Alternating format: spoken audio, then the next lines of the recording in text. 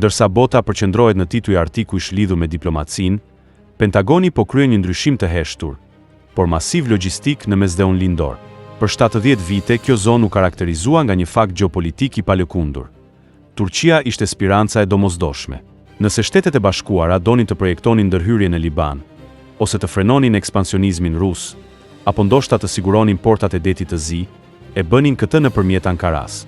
Por ndërsa bota debaton për marrëveshjet e F-35 dhe deklaratat e fundit të Erdoganit, Pentagoni ka ekzekutuar në heshtje një nga ndryshimet më të rëndësishme të qëndrimit të tyre, që nga fundi i luftës së ftohtë.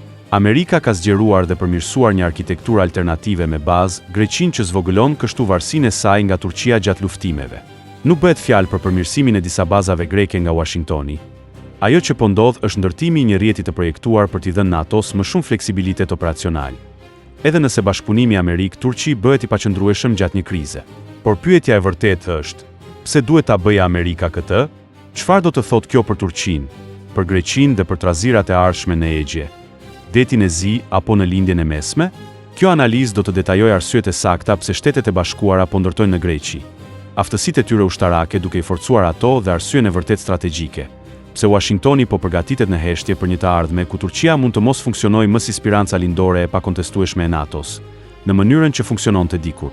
Për të kuptuar mekanizmat e këtij divorci, duhet të shikoni dy gjigantët e rajonit.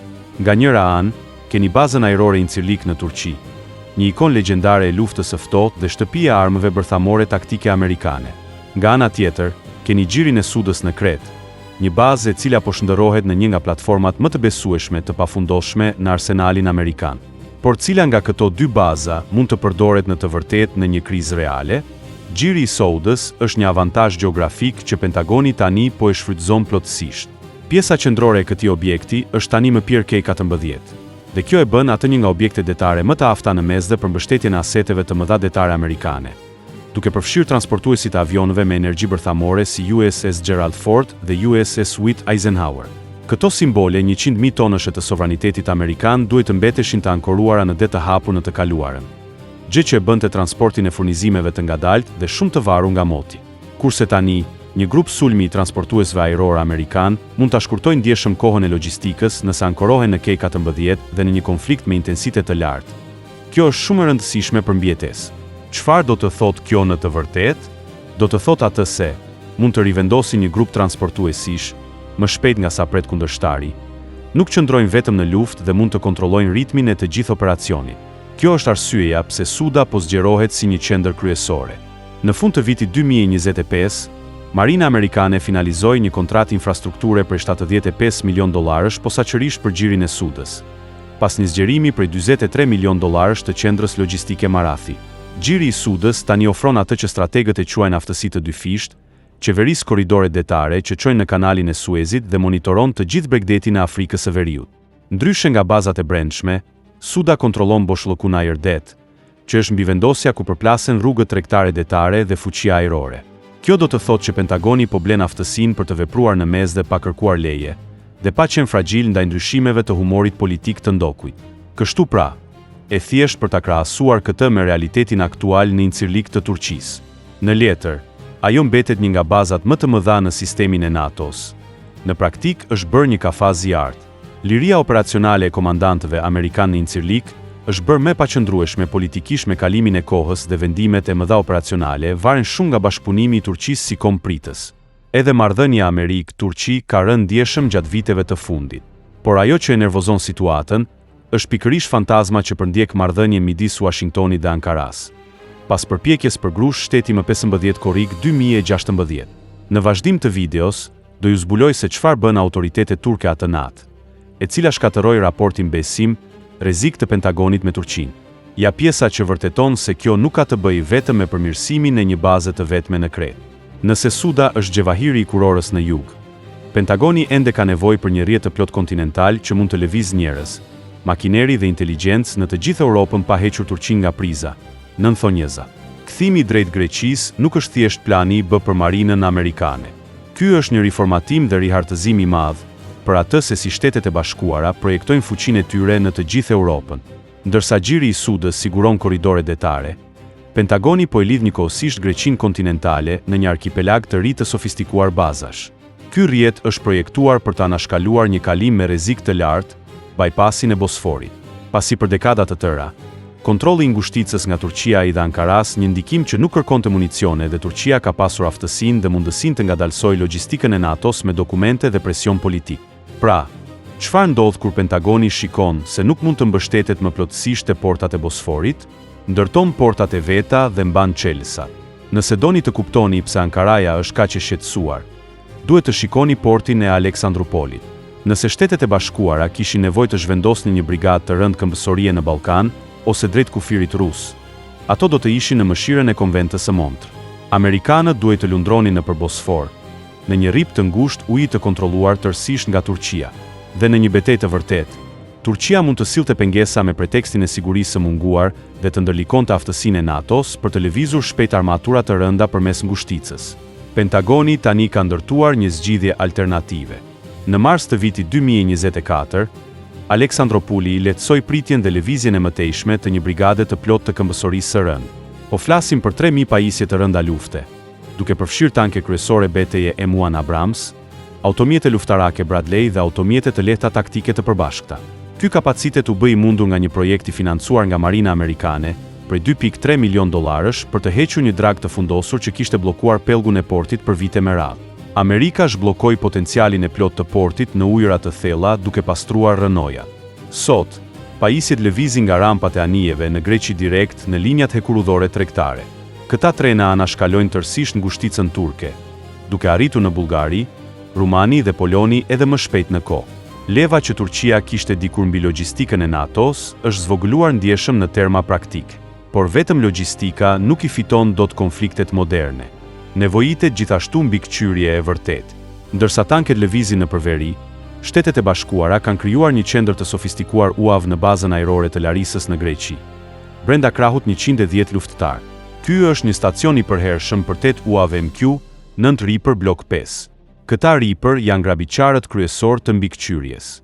Me një rrezë fluturimi prej 1850 kilometrash dhe qëndrueshmëri që të kalon 27 orë, ata mund të fluturojnë mbi detin e Zi, Egjeun dhe Afrikën e Veriut. Më e rëndësishmja është se ata e bëjnë këtë me një lidhje satelitore që u lejon atyre të operohen nga distanca, ndërsa prania e tyre fizike mbetet një aset i fiksuar amerikan në tokën greke.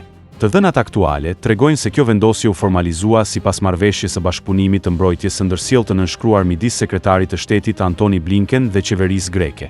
Nga Larisa, Amerika mund të monitorojë lëvizjet detare ruse në detin e Zi dhe manovra detare turke në Egje me më pak kufizime politike se sa do të përballej, nëse këto asete të njëjta do të vareshin nga baza turke. Por për të mbështetur këtë rrjet mbikëqyrje dhe logjistike të fortë, ju nevojitet muskul reagimi i shpejt. Këtu hyjnë në lojë bazat në Stefanovikio dhe Volos. Këto nuk janë më vetëm vende stërvitjeje. Ato janë shtëpitë e përhershme për rotacionet e aviacionit të ushtrisë amerikane. Në vitin 2024, qeveria greke e dyfishoi këtë partneritet duke bler 35 helikopter UAV, 60 Black Hawk, në një marrëveshje për $1.2 miliard. Strategjia sekrete këtu është homogeniteti i pajisjeve. Duke fluturuar me të njëjtat Black Hawk dhe Apache, pilotët amerikan dhe grek mund të ndajnë hangarët, ekipet e mirëmbajtjes dhe lidhjet e të dhënave taktike. Baza Stefanovikio është transformuar në një qendër rajonale për brigadën e parë të aviacionit luftarak, duke u lejuar forcave amerikane të stërviten dhe të vendosen së bashku me homologët grek me një nivel intimiteti që nuk ka ekzistuar në Turqi për më shumë se një dekadë. Terreni dhe klima lejojnë orët maksimale të fluturimit, duke siguruar që ky muskul të mbetet gati për luftime. Tanket në veri, dronët në qendër dhe avionët e fshehtë në jug.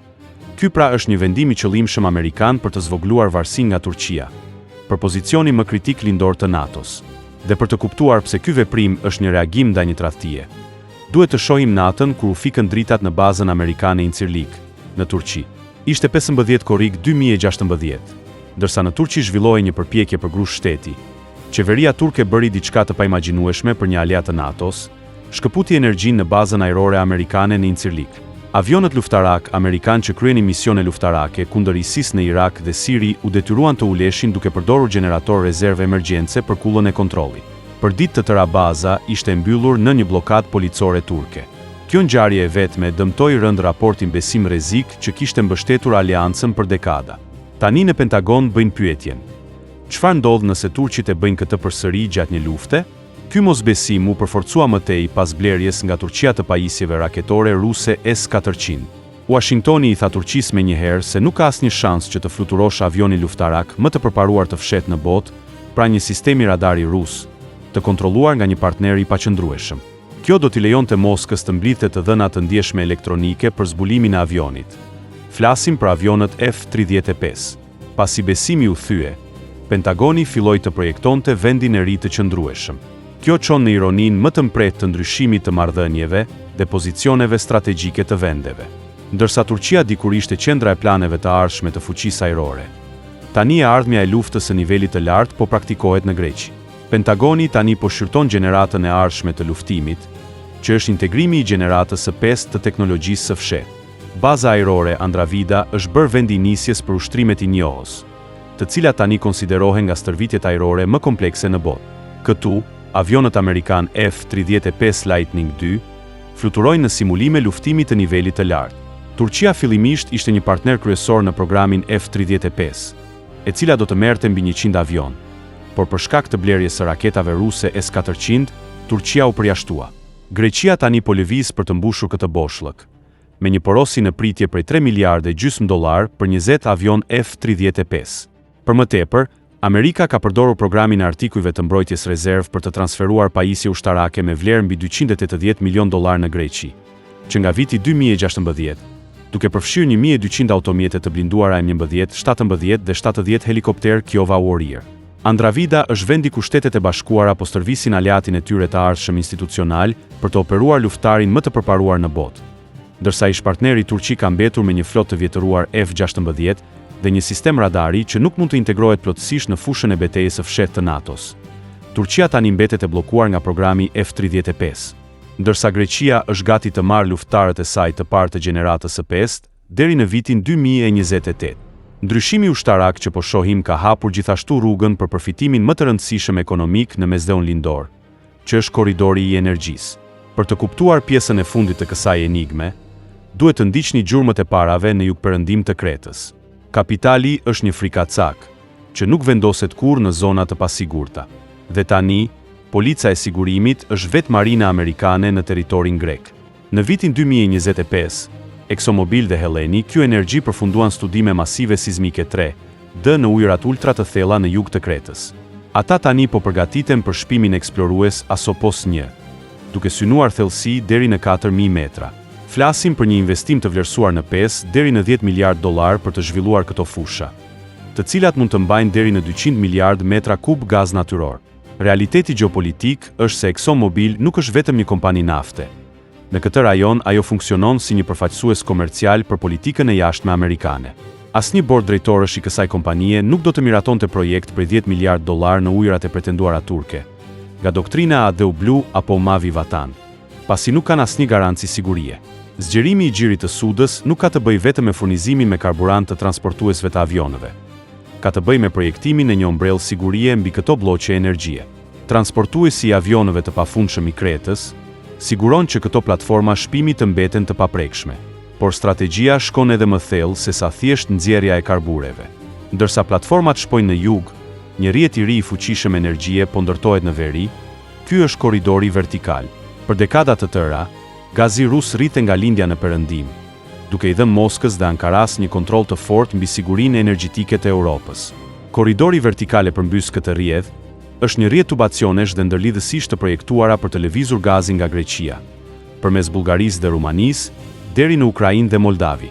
Shtylla kurrizore e këtij sistemi është ndërlidhësi IGB dhe njësia e rigazifikimit të magazinimit lundruese ankoruar në Aleksandropoli.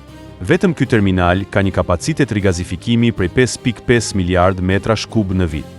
Ai lejon që tankerët e LNG-s nga Teksasi dhe Katari të ankorohen në Greqi, të anashkalojnë tërësisht ngushtica turke dhe të pompojnë gaz direkt në Ballkan. Kjo në fakt thyen gjithashtu monopolin e gazsjellësit Turk Stream dhe krijon një realitet ku Shtetet e Bashkuara mund të furnizojnë Europën lindore pa kaluar asnjë molekul gazi nëpër territorin turk. Dhe arkitektura politike është tashmë e pozicionuar në terren. Quhet Forumi i Gazit të Mesdheut Lindor, me seli në Kairo. Kjo organizat grupon Greqinë, Çipron, Izraelin, Egjiptin dhe Italinë në një treg të unifikuar energjie. Shtetet e Bashkuara janë vëzhguese të përhershme. Turqia është përjashtuar. Kur kombinon pajisjet në Aleksandropoli me kontratat e energjisë në mesdhe, përfundimi është i pashmangshëm. Shtetet e Bashkuara kanë ndërtuar një sistem plus, që nëse Turqia vendos të ndërpresë rrjedhat e energjisë ose të mbyll Bosforin në një krizë, korridori vertikal dhe lidhjet hekurudhore në Aleksandropoli sigurojnë që NATO-ja dhe Ukraina të mbeten të furnizuara. Washingtoni nuk ka bler vetëm disa baza në Greqi, ka bler sigurinë e patundshme në kuadër të një aliance të vjetër me Greqinë. Harta e mesdheut lindor nuk është thjesht rivizatuar, është rikalibruar. Për dekada të tëra, Turqia ishte qendra e pashmangshme për krahun jugor të NATO-s. Sot, Washingtoni po ndërton në heshtje një version të njëjtit qëndrim strategjik brenda Greqisë, që zvogëlon varësinë e operacioneve të NATO-s nga klima politike e Ankaras. Turqia mbetet ende një fuqi rajonale, ndoshta ushtria më e fortë në zonën e afërt, por po bëhet gjithnjë më e izoluar. Ankaraja krijoi rrezik operacional ku vendosi të blinte sisteme ruse ndërsa mbeti brenda NATO-s. Kjo paqartësi e ka detyruar Pentagonin të arrijë në përfundimin se nuk mund t'i varë interesat e tij të sigurisë tek një partner i vetëm, drejtimi strategjik i të cilit është i paparashikueshëm. Kjo është arsyeja pse Greqia është shfaqur si superkonjektor logjistik për NATO-n, Ukrainën dhe një ny në korridorin e energjisë që po merr formë në mesdheun lindor.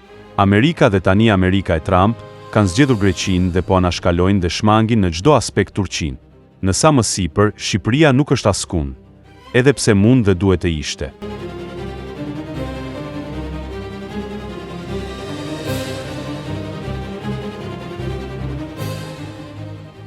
Mast Channel. Please subscribe.